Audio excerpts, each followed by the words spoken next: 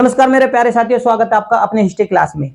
साथियों, आज हम सिंधु सभ्यता के नगर नियोजन के बारे में जानेंगे। पिछली वीडियो के माध्यम से हमने सिंधु सभ्यता के नगर के बारे में जाना। भाई, सिंधु सभ्यता अपने आप में बहुत बड़े भूभाग में फैली हुई सभ्यता थी। ठीक है, नंबर एक बात। अब ये जो सभ्यता है, पूर्व में आलमगीर और पश्चिम में सुतकागेदौर और उत्तर में मांडू, जम्मू और दक्षिण में दैमाबाद। भाई, ये तो हो गया इसके आखिरी छोर के प्राचीन स्थल। अब इनके बीच में आप ये जो बिंदी लगी हुई हैं, इन्हें आप हरियाणा, सिंध, पंजाब, राजस्थान, गुजरात, मध्य प्रदेश, उत्तर प्रदेश, ठीक है ना, तो आप इनको मान सकते हैं। ठीक है, अब ये सभ्यता यहां से वहां तक थी। तो देखो, इन सभ्यता के अंतर्गत यहां पर प्राचीन स्थल बहुत सारे पड़ते हैं। ठीक है, सिंधु सभ्यता के, तो उनमें से हम करते हैं आज नगर नियोजन की बात। तो नगर नियोजन में अगर हम बात करें तो ये सभ्यता अपने आप में सबसे पहले जो इसकी विशेषता थी सभ्यता की, वो थी इसकी नगर योजना और जल निकास, यानी जल निकासने की प्रणाली, जो कि आज के आधुनिक समय में भी है। ठीक है, दूसरी इसकी विशेषता क्या थी? उत्खनन से जो मालूम चला कि इसके जो नगर थे वो जाल की व्यवस्था में बसे हुए थे और समकोण पर एक दूसरे को सड़कें काटती थी। ठीक है, तीसरा, सबसे पहले हड़प्पा स्थल की खोज उत्खनन होता है, खोजबीन होती है। तो उत्खनन में पता चलती है कि भाई ये जो इसमें नगर था हड़प्पा, ये जो प्राचीन स्थल था, ये एक सिंधु सभ्यता का नगर था। और इस नगर में जब खोजबीन होती है, उत्खनन होता है, तो यहां से क्या मिला? एक अन्नागार। अन्नागार किस प्रकार से बना हुआ था? तो यहां का जो अन्नागार था वो एक ऊंचे चबूतरे पे बना हुआ था। किस पे? ऊंचे चबूतरे पर बना हुआ था, ईंटों के, बड़ी बड़ी ईंटों के ऊंचे चबूतरे पर। और वहां पर क्या था? 6 पंक्तियों में। ठीक है, 6 पंक्तियों में 6, 2-2 के हिसाब से 6 अन्नागार मिले, यानी 2-2 की पंक्तियों के 6 अन्नागार मिले, 12 अन्नागार। अब इसकी, क्योंकि हम नगर नियोजन की बात कर रहे हैं, भाई नगर किस प्रकार से बसे हुए थे, तो उसमें जो हड़प्पा की जो विशेषता है वो ये कि ये जो अन्नागार है इसकी लंबाई और चौड़ाई कितनी थी। ठीक है ना, तो प्रत्येक की लंबाई कितनी थी? तो इस अन्नागार की लंबाई थी 15.23 मीटर। ठीक है, कितनी? 15.23 मीटर और 6.9 मीटर, 0.9 मीटर लंबाई और चौड़ाई। तो ये अन्नागार की विशेषता थी कि भाई इसकी लंबाई चौड़ाई इतनी थी। ये तो हो गई हड़प्पा की बात। उत्खनन में, नगर नियोजन के दौरान ये पता चलते भाई यहां पर बहुत विकसित व्यक्ति रहते थे और उन्होंने बढ़िया से यहां अन्नागार बनाए। क्यों? ग्रामीण संस्कृति थी, और ग्रामीण संस्कृति होने के कारण ये क्या है? अन्नागार का मतलब होता है धन कुठार, एक तरीके से धन को इकट्ठा करना। ठीक है, तो ये क्या थे? एक तरीके से छोटे छोटे बरामदे, या आप उन्हें छोटे छोटे कमरे भी मान सकते हैं। किसके कमरे? लेकिन अन्न यानी अनाज के कमरे। ठीक है, तो उनकी लंबाई कितनी थी? तो 15.23 मीटर और 6.9 मीटर, लंबाई गुणा चौड़ाई। ठीक है, लंबाई और चौड़ाई इतनी थी और इनों में भरते थे वो नाज, साल भर के लिए या फिर उससे ज्यादा समय के लिए बचाने की साक्ष्य हमें मिले। तो बहुत अच्छा नगर बना है, यानी कमरे की एक विशेषता ये भी हो गई। अब इसके बाद में फिर होती है खोजबीन 1922 में मोहनजोदड़ो की। ठीक है, कौन से नगर की होती है? मोहनजोदड़ो की। तो मोहनजोदड़ो की जब खोजबीन होती है तो पता चलता है कि यहां से भी अन्नागार मिला, एक अन्नागार और स्नानगार। ठीक है, पेपरों में बहुत ज्यादा पूछे गए ये सवाल भी हैं। अब भैया मोहनजोदड़ो से भी अन्नागार भी मिला और स्नानगार भी मिला। अब यहां से क्या पता चली हमें कि भाई देखो, यहाँ की जो नगर थे वो जाल की व्यवस्था में बसे हुए थे, सड़कें समकोण पर काटती हुई थी। ठीक है, अब अन्नागार हड़प्पा से भी मिला, जो कि 6 की पंक्तियों में, 2-2 की पंक्तियों में, यानी 6 पंक्ति थी और 2-2 की ऊंचे चबूतरे पर बने हुए थे। ठीक है ना, 6 पंक्तियों का विशाल अन्नागार यहां। तो अन्नागार मिला और स्नानगार मिला। कहां से मिला? मोहनजोदड़ो से। अब अन्नागार की अगर मैं लंबाई की बात करूं तो यहां का जो अन्नागार था वो 45.71 मीटर और 15.23 मीटर। क्या था? 45.71 71 मीटर गुणा 15.23 मीटर, ये था अन्नागार। बात करें स्नानगार की, ठीक है, इसका जो स्नानगार था वो था 11.88 मीटर और 7.01 मीटर और उसकी गहराई 2.43 मीटर। क्या था? 7.01 मीटर और गहराई 2.43 मीटर, ठीक है, इसके स्नानगार की थी। अब जॉन मार्शल जी ने इसे क्या कहा? विश्व का आश्चर्य बताया, ठीक है ना, विश्व का आश्चर्य बताया। अब देखो भैया, ये जो इतने विशाल चीज मिली, इससे ये साबित होता है कि उस समय के जो लोग थे वो धार्मिक लोग थे, ठीक है। और इन स्नानगारों का प्रयोग कहाँ, कब की, किस चीज उपयोग किसके लिए होता था? तो धार्मिक अनुष्ठानों के लिए इसका प्रयोग होता था, ठीक। अब यहां पर जो सीढ़ियां बनी हुई थी वो सीढ़ियां उत्तर से दक्षिण दिशा में बनी हुई थी। विशेषता नगर नियोजन की बात ज्यादा चल रही है, तो भाई नगर किस प्रकार से बने होते उसके बारे में ही हम जानने की कोशिश कर रहे हैं। तो यहाँ के जो फर्श थे वो पकी हुई ईंटों के बने हुए थे। किसके? हड़प्पा और मोहनजोदड़ो के। किसके बने हुए थे इनके फर्श? स्नानगार के और अन्नागार के। किसके थे? तो पकी हुई ईंटों का प्रयोग किसके काम में होता था? धार्मिक अनुष्ठानों में, इसलिए इन्हें विश्व का आश्चर्य भी कहा।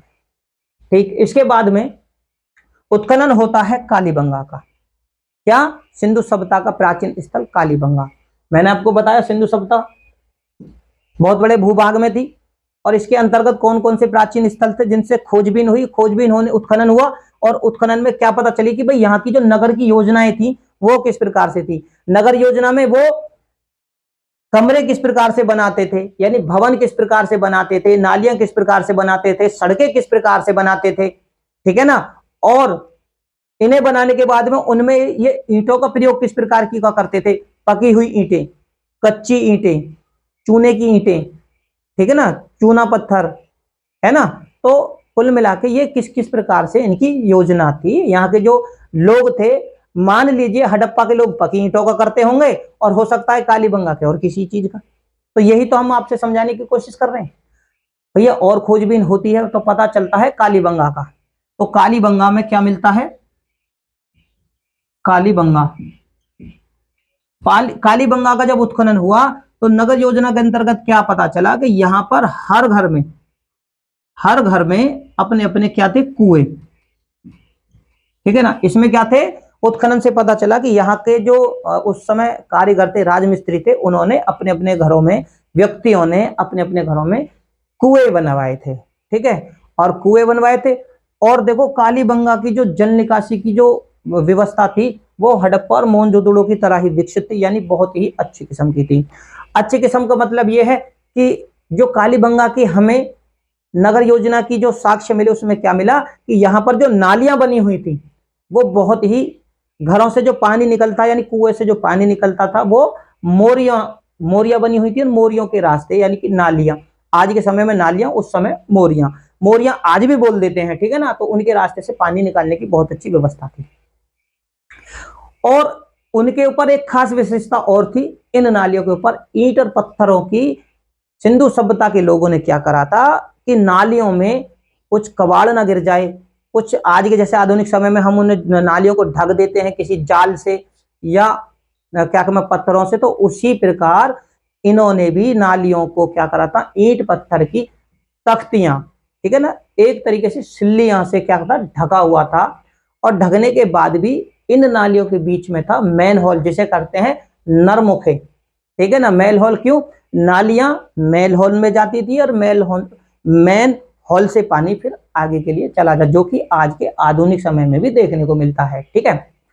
अब इसकी जो बस्ती थी भैया, हड़प्पा की बस्ती और मोहनजोदड़ो की बस्ती तो बन गई पकी ईंटों की। ये आप लोगों को हम हड़प्पा और मोहनजोदड़ो की जो बस्तियां थी वो पकी ईंटों की होगी। बात करते हैं कालीबंगा की, ठीक है ना। तो कालीबंगा में क्या मिला? हर घर से कुएं मिल गए, ठीक है।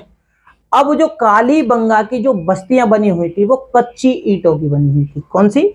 कालीबंगा के देखो घर से कुएं तो मिले, लेकिन ये बस्ती जो बनी हुई थी वो कच्ची ईंटों की, ठीक है। अब इसी के कारण ये जो बस्ती है कालीबंगा वो दीनहीन बस्ती नजर आती है।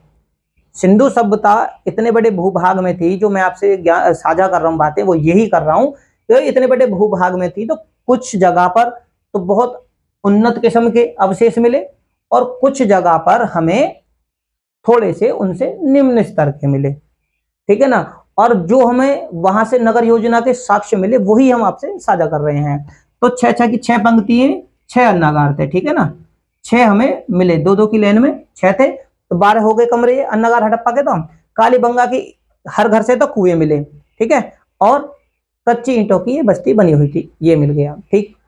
अब इसके बाद में मैंने आपको इनकी नालियों के बारे में बताया कि जो आज के समय में भी जैसे जाल और क्या कहते हैं टेलों के माध्यम से ढक देते हैं नाले को, उसी आधुनिक समय में आज मैं बताती हूँ, उस समय इन्हें ईंट और पत्थर की तख्तियों से ढक देते थे और वो नालियां एक मैनहोल में गिरती थी और मैनहोल से नरमोखले बने हुए थे, ठीक है ना। कहीं कभी पानी ना रुक जाए, उसमें पानी जमा, कुछ कबाड़ इकट्ठा होने निकालने के लिए, ठीक है ना, फिर आगे पानी बढ़ा दिया जाता था, ठीक है। अब इसके बाद में बात करें इनकी बस्ती की, मैंने बात करी तो ये जो बस्ती थी इनकी वो दीनहीन लगती थी क्योंकि कच्ची ईंटों की बनी थी, ठीक है। फिर इस सभ्यता के और खोजबीन हुई। अब ज्यादा और खोजबीन होने का मतलब है कि और स्थलों की खोजबीन हुई। और स्थलों में कौन सा? लोथल और सुरकोटदा। बात अगर मैं लोथल की करूं, देखो लोथल जो था, लोथल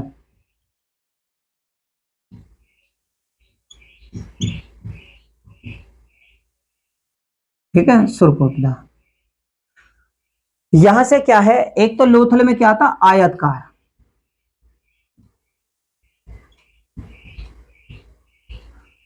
लोथल के जो नगर थे वो आयतकार अवस्था में बसे हुए मिले। देखो हम उन्हीं मेन पॉइंटों को खोजने की कोशिश करेंगे जिनके माध्यम से पेपर में क्वेश्चन बनते और पूछे जाते हैं, ठीक है। तो लोथल के जो नगर थे वो किस प्रकार के थे? आयतकार नगर। हड़प्पा के और इनके किस प्रकार थे? दुर्ग। समकोण पे काटती हुई सड़कें और नगरों की जो योजना थी वो जाल के हिसाब की, इसमें क्या थी? आयतकार नगर थी, ठीक है जी।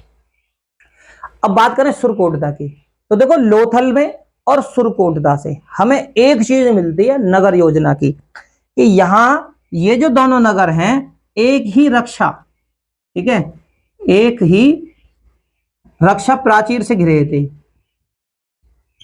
प्राचीर मतलब दीवार।